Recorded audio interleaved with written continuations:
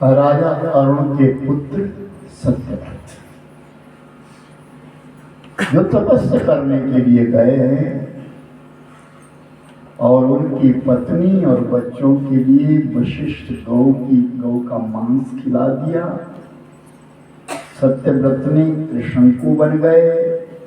पिता के आने के पश्चात गुरु के द्वारा क्षमा मंगवा करके वापस लाया गया, राजगद्दी पर बिठा दिया गया। सत्यव्रत शासन करने लगे। कुछ दिनों के पश्चात राजा सत्यव्रत के पुत्र जन्मा जिसका नाम हरिश्चंद्र। यहां हमने कहा ग्राम का राजा हरिश्चंद्र जो अभी युवराज है। सत्यव्रत ने विचार किया कि मैं वृद्ध हो रहा हूं, मैं शरीर को खोना नहीं चाहता, इस शरीर को लेकर के ही मैं स्वर्ग जाना चाहता हूं। और इस बात के सारांश को अगर आपने सुनना है, मेरा तो एक मातृवंदना पुस्तक छपती है हमारे हिमाचल में, उसमें मेरा लेख छपा है। इस हफ्ते के बीच में एक लेख छपा है और वो भी पहलगाम से छपा। पहलगाम की घटना के साथ लिखा गया है। आचार्य नड्डा पढ़ना देना उसमें मातृवंदना जो पहलगाम में घटना। मैं स्पष्ट रखता हूं, चाहे कोई सुने, मुझे कोई दिक्कत नहीं इस बात में, क्योंकि हम भारतवासी हैं। अपने हिंदुत्व के लिए, अपने सनातन के अपना बलिदान देने को तैयार है। बंगाल की कथा सुना आपने पिछले महीने में क्या हुआ? कथा प्रवक्ता बंगाल में कथा करते जय सिया राम बोला, वहां से गोली आई, बड़ा उसके सीने में, मर गया। अब ये भी घटना एक नहीं बंगाल जहां विवेकानंद जी हुए, वहां की घटना है। क्या हो रहा है? हम राम नहीं हो सकते। कौन कर रहा है? क्यों हो रहा है? तुम्हारे कमरों में रह कौन रहा है? विचार तो करो। तुम सब्जी किससे ले रहे हो? विचार तो करो। तुम जूस किसके हाथों का पी रहे? विचार तो करो। तुम्हारे कपड़े सिलने वाला कौन है? विचार तो करो। तुम्हारे मकान वाले बनाने वाला कौन है? विचार तो करो। तुम तो सनातन धर्म, तुम्हारा धर्म जा कहां रहा है? जूठा खाने से धर्म भ्रष्ट होता है। याद रखिए, जूठा खाने से धर्म भ्रष्ट होता है। हमारे वैदिक शास्त्र में तो ऐसा कहा है कि पिता पुत्र का जूठा ना खाए, पुत्र पिता का जूठा ना खाए। विपत्ति काल में खाए, विपत्ति काल में खाए। और इनको आपने मुसलमानों को खाते देखा? एक थाल परोसेंगे सब इकट्ठा। ये तो मैंने कहा ना कि ये अंदर से उबाल आता है, उबाल आ जाता है हम लोगों के अंदर, अपने धर्म के अड़ी गए उबाल आ जाता है। मैंने तो काशी में जाकर के कहा कथा में, यही शब्द थे मेरे काशी में, जहां सुबह उठ करके नमाज पढ़ी जाती, किसी की आवाज आती, वेद मंत्रों की आवाज नहीं आती। काशी तो वेद नगरी, मैंने वहां भी शब्द है।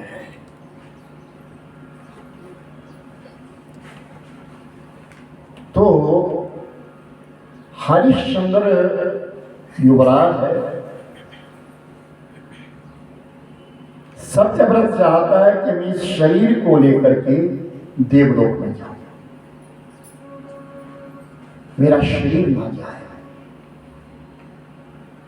सत्यव्रत उठे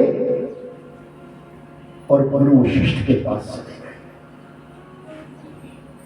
और गुरु वशिष्ठ के पास जाकर के कहा, महाराज मेरी इच्छा है, मैं सशरीर इस शरीर को लेकर के ही स्वर्ग जाऊं।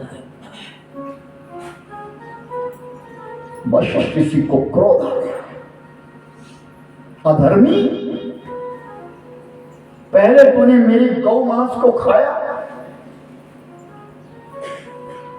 तो तेरे पिता ने तेरा कुष्ठ मिटाया, और आज तू वो बात कर रहा है जो ब्रह्मा ने इसको मना किया है।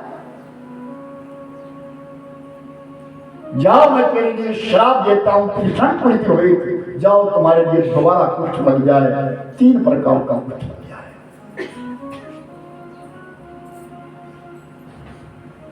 राजा सत्यव्रत को शर्म हो गई, शरीर में कुष्ठ लग गया, अपने घर नहीं आए, जंगल के लिए चले गए। शर्म हो गई।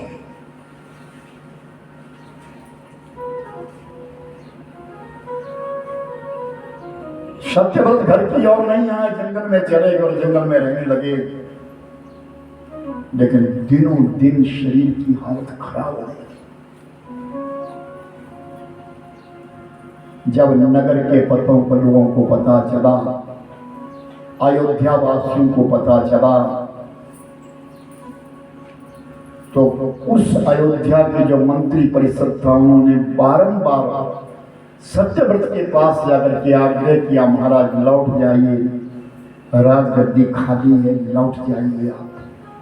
सत्यव्रत ने कहा नहीं, मेरे पुत्र को राजा है, हरिश्चंद्र को राजा बनाना है। अब वो त्रिशंकु बना हुआ वो सत्यव्रत जंगल में सड़ रहा है, कोई उसको पूछ नहीं रहा। आकाश समाप्त हो गया है, विश्वामित्र का तप पूरा हो गया, और विश्वामित्र लौट करके अपनी कुटिया घर गया। तो देखा कि तीनों बच्चे हैं, मेनका है, बड़े आराम से रह रहे। मेनका ने आदर दिया, सत्कार किया, विश्वामित्र लौट गए।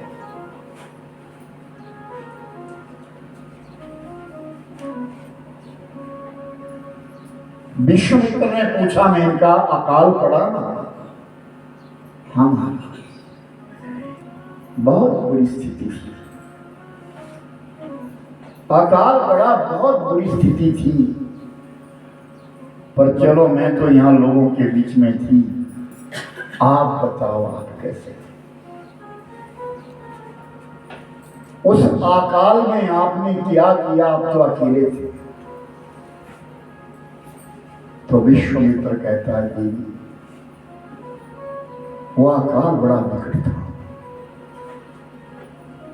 जंगल में जब गया मैं तो कंदमूल फल थे खाता रहा।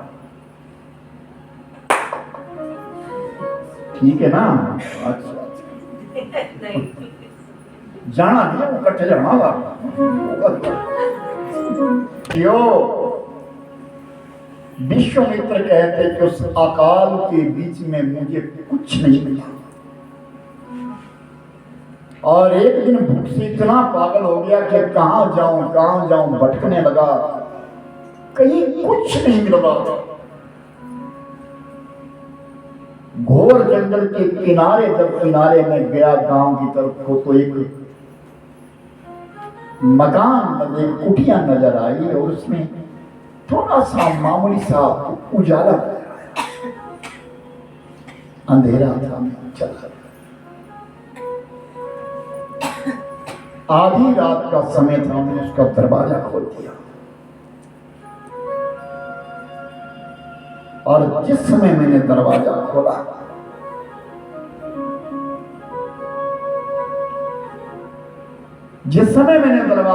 तो अंदर क्या देखा? एक छोटी सी हंडिया है, और उस हंडिया में कुछ पकाया हुआ है। मेरे को कुछ गंध जैसी आ रही थी। मैंने उसे उठाया और उसका एक टुकड़ा उठा रहा था, इतने में दरवाजा खुल गया। उस कुटिया का मालिक आ गया। बाबा आप भले खा लो इसे, मेरे परिवार ने इसको खाया है, आप भी खा लो, पर पहले इसके बारे में सुन लो।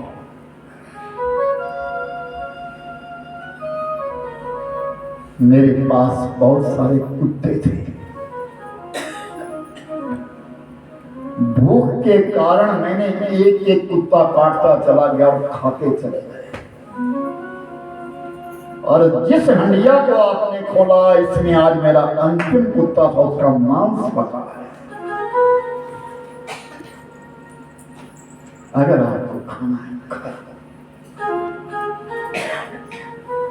विश्वामित्र कहते हैं मेनका, उसी समय मैंने श्राप दिया देवराज इंद्र को, पापस्ता पुनः कार्या प्राश्चितम् विशुद्धये।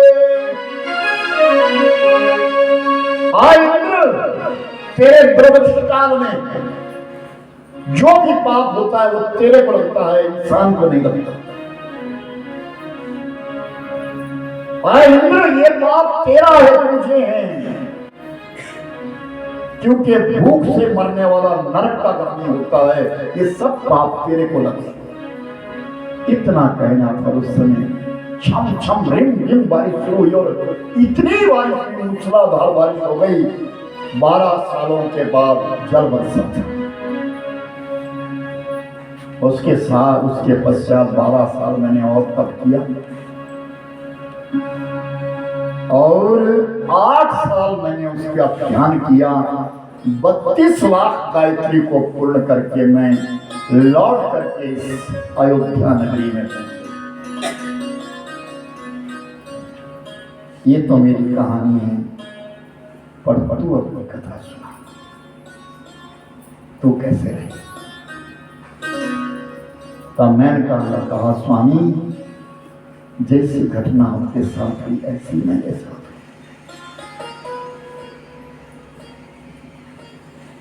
मैं भूखी थी, मेरे बालक भूखे थे, सब कुछ खत्म हो गया था, अकाल पड़े हुए 8 साल हो गए थे, कुछ नहीं मिल रहा था। मैंने अपने बीच वाले बालक को बेचना चाहा, लेकिन धन्य है राजा सत्यव्रत। राजा सत्यव्रत जो चंडालों की नगरी में थे, उन्होंने मेरे बच्चों का और मेरा परिवार नहीं किया, हमें भूखे नहीं दिया। एक स्थिति ऐसी आ गई कि जब उनको कुछ भी नहीं मिला, फिर उन्होंने विचार किया मैं भले भूखा रह जाऊं, लेकिन उस देवी को मैं भूखा कैसे रखूं, उन बच्चों को मैं कैसा भूखा रखूं जिनको वचन दिया है कि मैं तुम्हारा पालन करूंगा।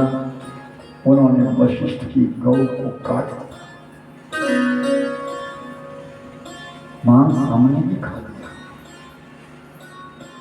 लेकिन वशिष्ठ ने श्राप दिया और वो सत्यव्रत त्रिशंकु हो गए, कोढ़ हो गया। खैर कुछ दिनों के पश्चात राजा अरुण आए। राजा अरुण ने गुरु वशिष्ठ को मना लिया और गुरु वशिष्ठ के माध्यम से फिर उस श्राप को खंडित किया। सत्यव्रत ठीक हो गए थे, राज्य करने लगे थे। उस सत्यव्रत ने मां देवी का बीज मंत्र किया था। अनेक ब्राह्मणों के पास भटके, हवन करा दो, पारायण करा दो, लेकिन सभी ब्राह्मणों ने कहा कि तुम कुष्ठी हो, कुष्ठ लगा हुआ इंसान यज्ञ के योग्य नहीं होता, उनसे यज्ञ नहीं हुआ। और कुछ दिनों के पश्चात सत्यव्रत ने इस शरीर को लेकर के स्वर्ग जाने की इच्छा व्यक्त करी गुरु के सामने, तो गुरु ने फिर श्राप दे दिया और आज वो फिर त्रिशंकु बने हुए जंगल में रहते हैं। कितनी पीड़ा है उनके लिए, मैं कई बार देख चुकी हूँ। उनका शरीर खून और पीर से लथपथ रहता है, कहारते हैं, कोई उनको पूछ नहीं रहा। सत्यव्रत ने कहा, देवी उस विपत्ति काल में मेरे परिवार की संरक्षणा करने वाला सत्यव्रत, मैं उसकी इच्छा को पूर्ण करूंगा। विश्वामित्र उठे और जंगल में चले गए। सत्यव्रत को देखा और सत्यव्रत के हाथों से देवी का पारायण करवाया तो उनका शरीर एकदम शुद्ध हो गया। तो सत्यव्रत ने कहा, महाराज मैं वापस नहीं जाना चाहता, आप मुझ पर कृपा कर दीजिए, मैं इस शरीर को लेकर के देवलोक में जाना चाहता। तो विश्वामित्र ने मां गायत्री का आह्वान किया। ओम भूर्भुवः स्वः तत्सवितुर्वरेण्यं भर्गो देवस्य धीमहि धियो यो नः प्रचोदयात्। गायत्री उपासक मां गायत्री देवी का आह्वान किया, मां मैं अपने शिष्य को देवलोक दिखाना चाहता हूं। और विश्वामित्र के सामने सामने सत्यव्रत उठने लगे, आकाश को जाने लगे। और जैसे देवलोक में पहुंचे, इंद्र ने तुरंत धक्का दे दिया, जाओ यहां से, शरीर लेकर के यहां कोई नहीं आता। और आकाश से सत्यव्रत नीचे गिर गया। विश्वामित्र ने जब देखा कि मेरा ये शिष्य लौट गया, तो विश्वामित्र ने फिर हाथ में जल लेकर के गायत्री मंत्र की उपासना करके गायत्री मंत्र का आह्वान करके फिर देवराज लोग से कहा, इंद्र अगर तू सत्यव्रत को नहीं मानेगा, मैं अपने गायत्री मां के तपोबल से दूसरा देवलोक बसाऊंगा और उस देवलोक का राजा ही सत्यव्रत होगा। तो कांप गया इंद्र। इंद्र ने हाथ जोड़े, क्यों? मेरा राज्य छिन जाएगा, दूसरा देवलोक पैदा हो जाएगा, मेरा निष्कंटक राज्य में देवताओं का स्वामी हूं, वो मुझसे बड़ा हो जाएगा। तो देवराज इंद्र ने सत्यव्रत को सशरीर दे दिया। विश्वामित्र लौट गए अपने परिवार के साथ। अयोध्या की राजगद्दी के ऊपर हरिश्चंद्र जी राज्य कर रहे हैं और संयोग बना, राजा हरिश्चंद्र की रानी जिसका नाम था सैव्य, जिसको लोग तारा के नाम से जानते थे, राजा हरिश्चंद्र के संतान नहीं थी। कई दिन बीत गए, कई दिन बीत गए। तो राजा हरिश्चंद्र ने बड़े उद्योग किए, लेकिन फिर भी कोई संतान नहीं हुई। आखिर में वरुण का तप किया। तो जब वरुण देव का तप किया तो वरुण देव सामने आया। वरुण देव ने कहा, राजन पुत्र तो मैं तुझे दे दूंगा, मेरा अपुत्र होने का कलंक मिट जाएगा, मेरे लिए आप संतान दे दीजिए। संतान तो दे दूंगा, लेकिन जन्मते ही तुम्हें अपना बालक मुझे देना होगा। मैं पशु बनाऊंगा, उसी की बलि प्रदान करूंगा, मुझे यज्ञ करना है। राजा हरिश्चंद्र ने कहा, मैं वृद्ध हो रहा हूं, कोई बात नहीं, मेरा कलंक मिट जाएगा, आप मुझे संतान दे दीजिए, मैं आपको अपना पुत्र दे दूंगा। एक वर्ष के पश्चात मां सैद्य के घर से कक्षा से एक पुत्र रत्न पैदा हुआ। और जैसे वो बालक जन्मा उसी समय वरुणदेव खड़े हो गए। राजन, मेरी मां को पूर्ण कर, आपके पुत्र हो गया मुझे को। महाराज आप क्या कह रहे हैं? आप तो वरुण है, पवित्र है, देव है। एक मास तक तो सूतक माना जाता है। सूतक में आप मेरे पुत्र को कैसे बलि करेंगे? वरुण देव चले गए। एक महीने के पश्चात वरुण फिर आ गए। राजन, अपनी प्रतिज्ञा पूर्ण करो। महाराज, शास्त्र कहते हैं कि अंगहीन पशु की बलि नहीं दी जाती। मेरे बालक के मुख में तो विधान थी। मोह बढ़ने लगा, प्रेम बढ़ने लगा। 8 महीने के पश्चात दांत पानी शुरू हो गए। जैसी दांत निकला वैसे वरुणदेव फिर आ गए। राजन, प्रतिज्ञा पूरी करो। हरिश्चंद्र कहते हैं महाराज, नाम संस्कार हो जाए तो आप देना। नाम संस्कार की विधि 1 वर्ष बताई गई है। 1 साल के पश्चात नाम रखा रोहित। क्या नाम रखा? रोहित। और 1 साल के पश्चात जिस दिन नाम संस्कार था उसने फिर वरुण देव, मेरे बालक का नाम संस्कार तो हो गया, लेकिन अभी चूड़ाकरण संस्कार नहीं हुआ। जब तक मानव के संस्कार नहीं हुए तब तक वो बलि की योग्य कैसे हुआ?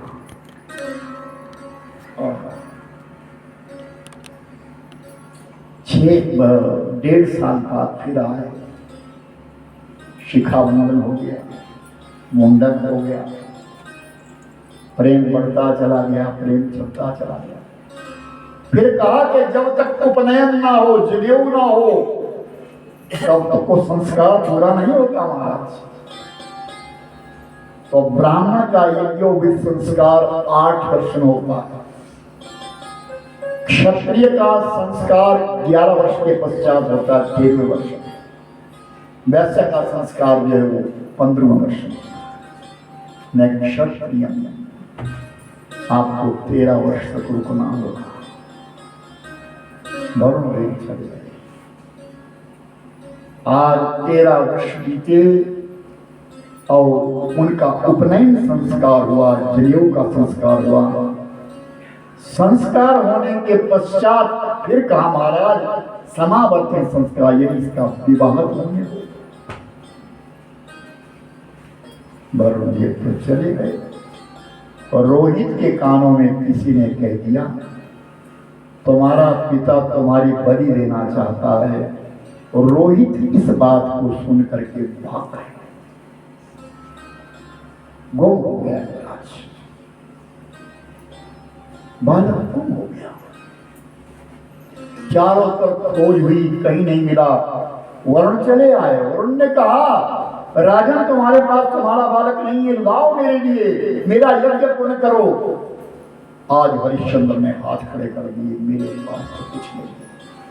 जा, मैं तुम्हें शराब देता हूं, जलोधरा भवा। जलोधर यानी तुम्हारे उदर में जल भर जाए, पेट में जल भर जाए, जलोदर बन जाए। जब इंसान के जलोदर रोग होता है तो शरीर में पीड़ा होती है और वो शरीर फटता जाता है और शरीर फट फट करके पानी निकलता है, रक्त निकलता है। जलोदर रोग लग गया। और कहते हैं कि इस शरीर की पीड़ा असह्य नहीं है। जिस समय शरीर में पीड़ा होती है, कोई सगा संबंधी याद नहीं होता। हर इंसान ये चाहता है मैं कैसे इस पीड़ा से बचूं। और इतना कष्ट हो गया राजा हरिश्चंद्र जी के लिए, सांस लेना मुश्किल है, क्या करूं क्या करूं। और आज ऐसी स्थिति आ गई कि मृतशैया के ऊपर हरिश्चंद्र गिर गए। राजा हरिश्चंद्र मृतशैया के ऊपर गिर गए। गुरु वशिष्ठ देखने आए। गुरु वशिष्ठ ने कहा, राजन, वरुण को प्रसन्न करना पड़ेगा।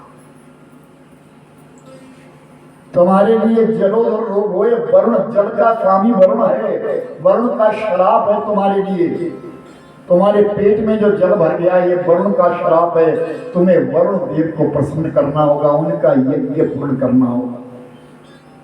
महाराज कैसे करूं? आज रोहित नहीं, अगर रोहित होता मैं आज रोहित का सिर काट करके यज्ञ पूरा करवा देता। बताइए, शरीर की पीड़ा में अपना परिवार भी नहीं समझता। और बीच में विशेष बात कही है, क्या? कौरवों के शरीर को देख करके गांधारी ने भी अपने पुत्रों के शरीर पर खड़े होकर के कुरुक्षेत्र के मैदान में आम निकालने की चेष्टा करी।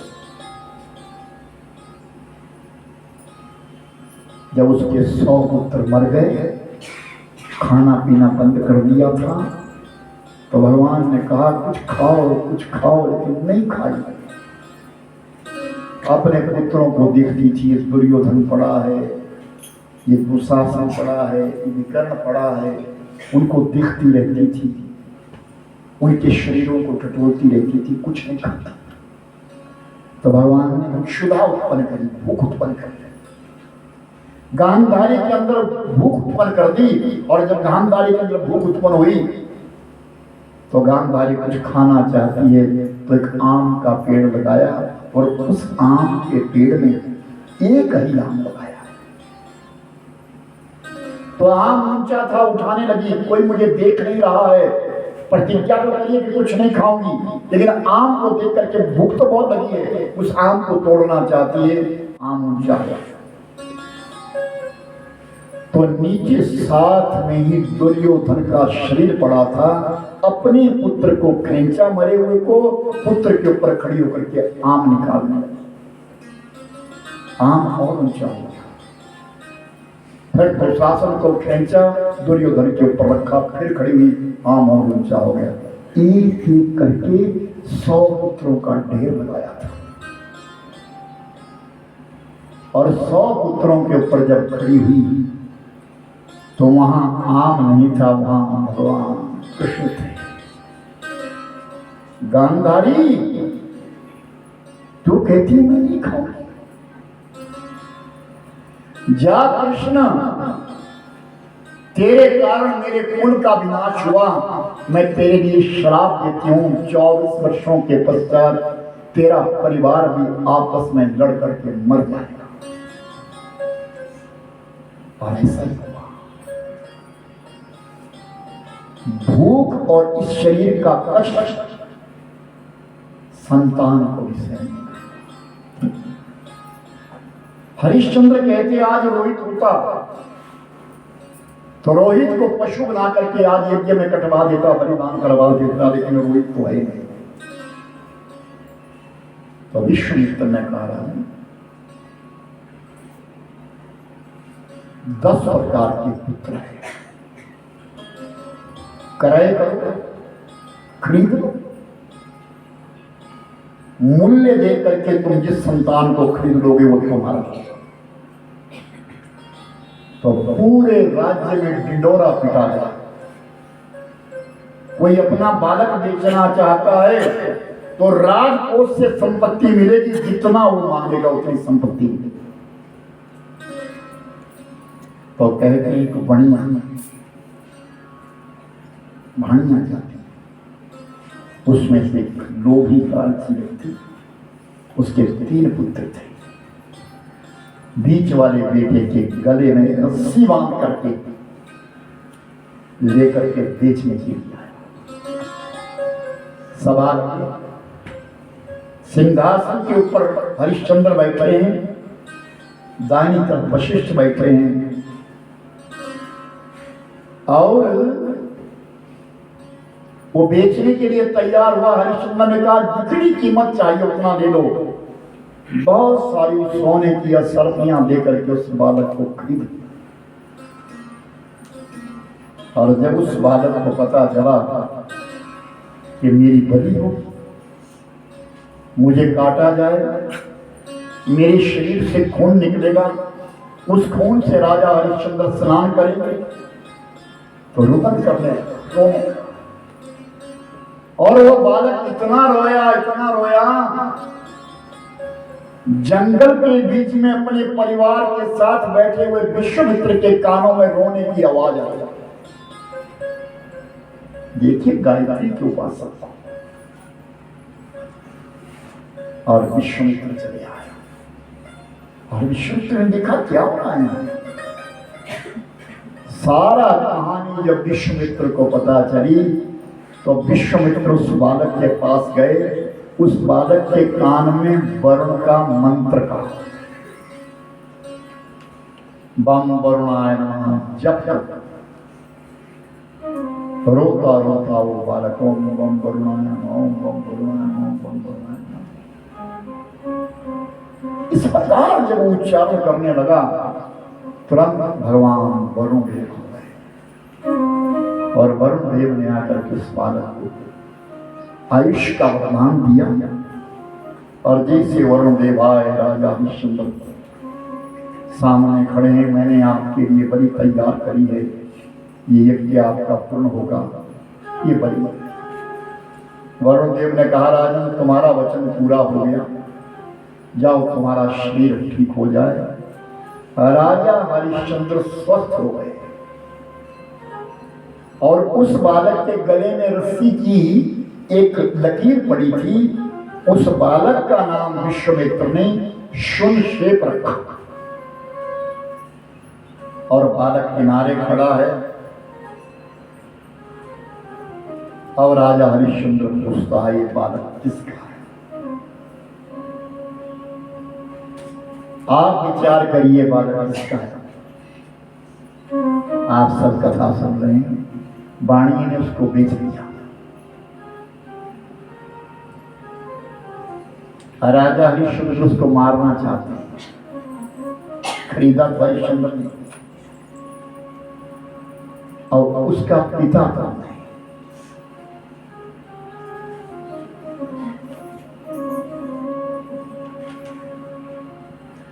अन्नदाता भयत्राता तथा विद्या प्रदर्शये तथा वित्तं प्रदयिचैव